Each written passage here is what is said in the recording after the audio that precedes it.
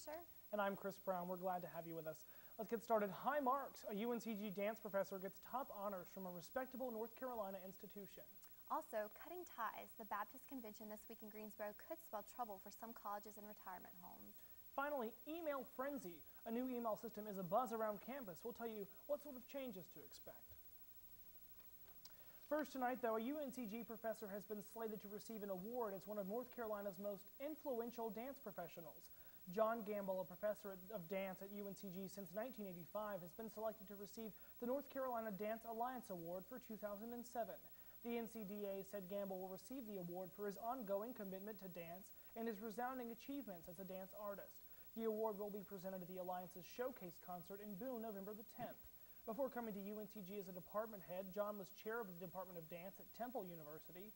At UNCG, he designed the university's dance theater, home of the North Carolina Dance Festival. His company, the John Gamble Dance Theater, includes dancers, musicians, and actors. The University of North Carolina Board of Governors presented him with a Teaching Excellence Award, the university system's highest teaching honor. Historical colleges, retirement homes, and a women's mission organization are all expected to sever their ties with the Baptist State Convention this week. Under increasingly tighter rules, such as last year's vote to ban gay-friendly churches, some schools feared a limit to their academic freedom. At this week's annual session in Greensboro, the convention plans to begin phasing out its monetary contributions to the schools. Campbell University, Chowan University, Gardner-Webb University, Mars Hill College, and Wingate University will also gain freedom to pick trustees from other denominations and other states. Delegates will also vote to cut financial ties with the Women's Missionary Union and Baptist retirement homes, which have moved to operate independently. The convention passed rules last year that would expel gay-friendly churches. Well, if you're not a fan of UNCG's current email system, then you may be pleased with what iServices is offering now. On October 15th, a pilot program for UNCG email began, and it's powered by Google. Participation in the program is voluntary, and students may set up new accounts at any time. Compared to eSpartan, Gmail offers much more storage space, instant messaging, and file sharing. The homepage for Gmail offers UNCG as well as world news, Greensboro weather, and quotes of the day. Students are already seeing a difference.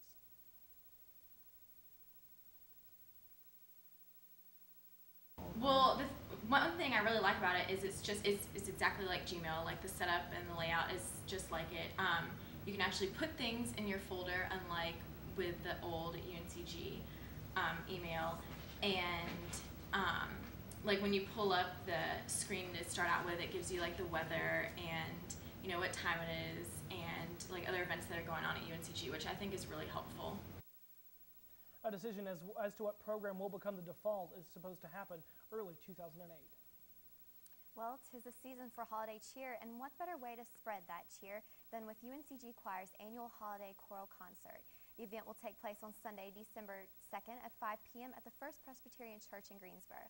The concert features the UNCG Chamber Singers, University Choir, and men and women's glee clubs. The music showcases traditional and contemporary choral music. More than 200 voices will be heard during the concert, which includes a festive sing-along of holiday favorites such as Joy to the World, O Come All Ye Faithful, and Hark the Herald Angels Sing, in addition to other performed choral works. The First Presbyterian Church is located at 611 North Elm Street in Greensboro. The concert is free and open to the public. No tickets are required. For more information, call 336-334-5493 or visit www.uncg.edu/music. In national news today, the worst oil spill in recent American history has some Californians crying foul. And President Bush is keeping a close eye on Pakistan and the Middle East as they remain under military rule. This and more as we take a look around America tonight. Well, a criminal investigation, after the worst oil spill in San Francisco Bay in nearly 2 decades. A tanker slammed into the base of a Bay Bridge tower last week. It leaked 58,000 gallons of heavy-duty toxic bunker oil, as it's called. Investigators have been grilling crew members about their role in the crash, and the NTSB is now on the scene reviewing the ship's voyage data to see if the crew failed to communicate. Part of the investigation will look at just how fast the ship was traveling and whether there was a breakdown in communication between the captain and the crew. Early indicators are that the accident was caused by human error, not mechanical failure, and California Senator Dianne Feinstein is among those blasting the Coast Guard for what she calls a slow response. It is affecting the local economy as well. At least a dozen beaches are closed. Fishing has been banned in certain areas, and the cleanup could take weeks or maybe even months. Also today, the fight for democracy in Pakistan. The Bush administration is calling President Pervez Musharraf's decision to announce he's holding elections by January 9th, quote, a positive element. Musharraf said he'll give up an army post after his presidential election in October victory is endorsed by Parliament. President Bush continues to stand behind the embattled leader, calling him a pivotal ally in the war on terror. Opposition leader and former Prime Minister Benazir Bhutto is planning to lead a protest march tomorrow in the capital city of Islamabad. Musharraf's emergency order has been in effect for more than a week now.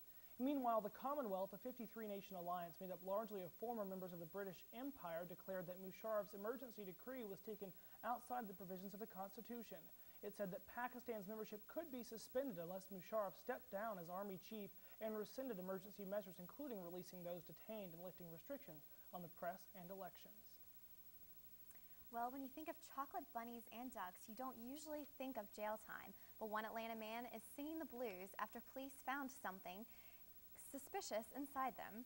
A 20-year-old man was arrested for allegedly selling hallucinogenic mushrooms hidden inside chocolate bunnies and ducks, as well as other drugs, authorities said. Rockdale County Sheriff's deputies arrested a man after a deputy spotted him allegedly selling a sheet of LSD and a chocolate duck containing mushrooms for $650. Drug officers found 74 chocolate ducks and bunnies containing mushrooms in a cooler bag in the man's truck, along with $1,200 in cash in his pants pockets. Sounds more like Drugs Bunny than Bugs Bunny, and that's your look around America tonight. An update now to a story we told you about last week. As you may recall, UNCG Chancellor Pat Sullivan was admitted to Duke University Hospital after doctors discovered a perforated ulcer. Well, some good news to report to you tonight. The Chancellor has been released from Duke University Hospital and is continuing her recovery at home from a successful operation. Sullivan was released from Duke University Hospital on Saturday evening. She had the emergency surgery on November 1st. Chancellor Sullivan's staff said she is recovering nicely at the Bryan House. Although she continues to improve, she'll be home for at least a couple more weeks. Sullivan became UNCG's first woman chancellor on January 1st, 1995, and is the institution's 9th chief executive. She is currently the senior chancellor in the UNC system. She came to Greensboro from Texas Women's University, where she was vice president for academic affairs and served a year as interim president. Well, a serious health scare at UNCG has some seeking preventative antibiotics at the health center. A senior at UNCG was admitted to the hospital last week and was diagnosed with meningococcema, an acute infection of the bloodstream. School officials believe that as many as 300 UNCG students have come in contact with the senior, who is listed as living off campus, but no additional cases have been reported. The bacteria is easily spread to others in close proximity by coughing, breathing, or sneezing. Symptoms include rashes, irritability, fever, or anxiety. If not treated, the symptoms can progress into blood clots, shock, internal bleeding, and may even result in death. UNCG officials are encouraging anyone who believes they may have these symptoms to seek medical help at the Student Health Center immediately. For more information, visit studenthealth.uncg.edu. The changing leaves, less daylight, autumn decorations. Most students know what is coming. With the crisp air and stressful schoolwork, Thanksgiving break is quickly approaching, and this year UNCG students have a lot to be thankful for. I'm thankful for my friends and my family. My friends and my family, and especially my sorority sisters. Or, of course, are my family and my friends, and I'm also very thankful that everything that I've ever needed I've had, so I can't complain about that. Family, friends, and good food. My new boots, friends who love me, and good margaritas. I'd say mainly just I'm just really thankful for anyone who's really there for me, whenever I'm going through hard times and stuff. And I'm really looking forward to the break so I can see some family I haven't seen in a while. I don't get to see them but once a year. I am thankful that UNCG has not kicked me out of school despite my failing grades and my failing liver. My Xbox Live, Xbox 360, Halo 3, also my wonderful apartment. School, good grades, this hookah, Xbox, Madden 08.